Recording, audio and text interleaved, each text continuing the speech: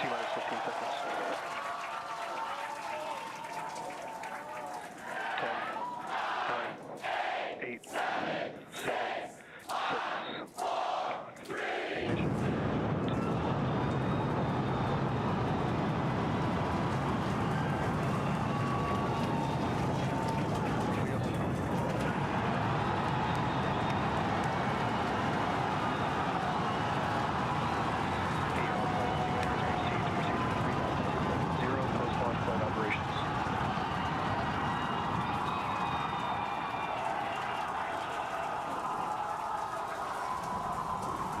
Booster after chamber pressure is nominal.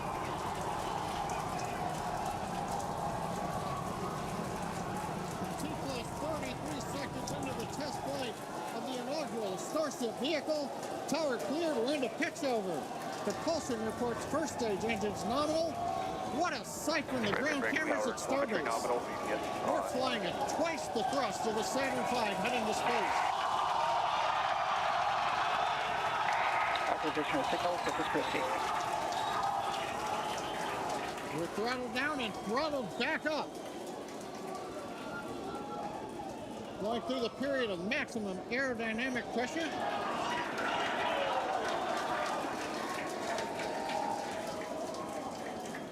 As the velocity increases, the density of the atmosphere is decreasing. Max Q. Lessening stress on the vehicle. The call out, max Q now.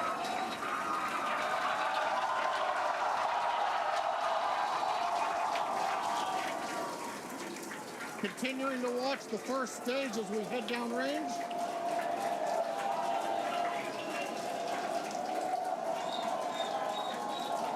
A 100 seconds into flight. Our next major activity is going to be shutdown of the first stage. The Houston tracking station now acquiring the vehicle. With shutdown, we will get separation of Starship from Super Heavy and ignition of the Starship engines. When Starship separates, we light up 6 engines in a staggered sequence. And if all goes well, those 6 engines will burn for almost 6.5 minutes. Onboard view from Starship. And there's views of the Raptor engines on the second stage as we prepare for stage separation. Now after stage separation, the first stage will flip and begin a boost back maneuver for landing in the Gulf.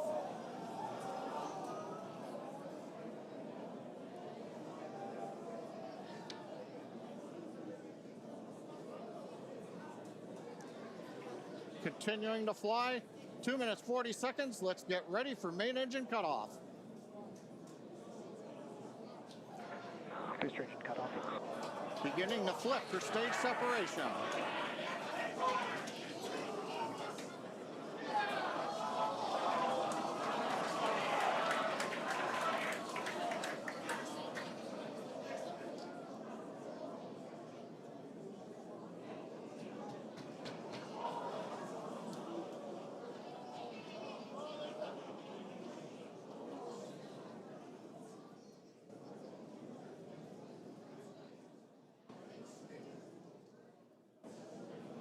As of right now, we are awaiting stage separation,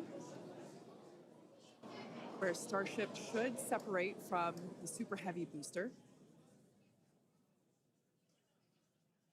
Yeah, Kate, right now it looks like we saw the start of the flip, but obviously we're seeing from the ground cameras the entire Starship stack continuing to rotate. We should have had separation by now. Obviously, this is does not appear to be a nominal situation. Yeah, it does appear to be spinning, but I do want to remind everyone that everything after clearing the tower was icing on the cake. And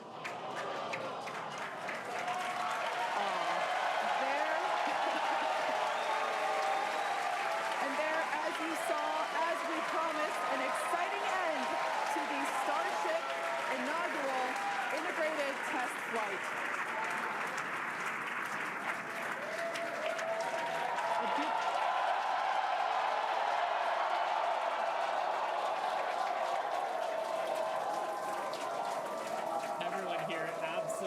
Pumped to clear the pad and make it this far into the test flight, the first integrated flight of the booster and the Starship vehicle. Live view there of our control center at Starbase, which we refer to as Star Command. As we said before, obviously we wanted to make it all the way through, but to get this far, honestly, is amazing.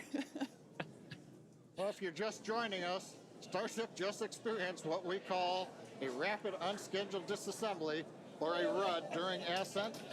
But now this was a development test. This is the first test flight of Starship, and the goal was to gather the data, and as we said, clear the pad and get ready to go again.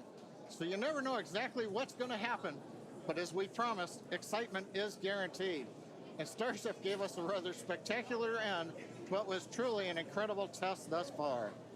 As we mentioned at the start of today's program, any and all the data that we collected during the test is going to help us with further development of Starship, and it's going to improve the vehicle's reliability as SpaceX seeks to make life multiplanetary. It's really worth noting that the flight path was designed to be over water and all the air and sea space. Along with that flight path and those surrounding areas were cleared in advance of the test. And of course, we're going to be coordinating with local authorities for the recovery operations. But honestly, what an exciting morning. Oh my gosh. We had a successful liftoff from Starbase, Texas at 8:28 a.m. Central Time. We cleared the tower, which honestly was our only hope. We cleared the tower, and all the data that we collected all the way through all those Raptor, those 33, although I think we saw that 3 Raptor engines were out, but we got all that data, and we got so far as to hoping to see the Starship, the second stage, separate from the first stage, the Super Heavy booster. And unfortunately, we didn't make that happen, but that's okay. It was the first integrated launch, and honestly, today was amazing. Absolutely incredible day. We made it through a number of those initial test objectives with getting booster ascent, getting all the way through the countdown, working some issues at the end.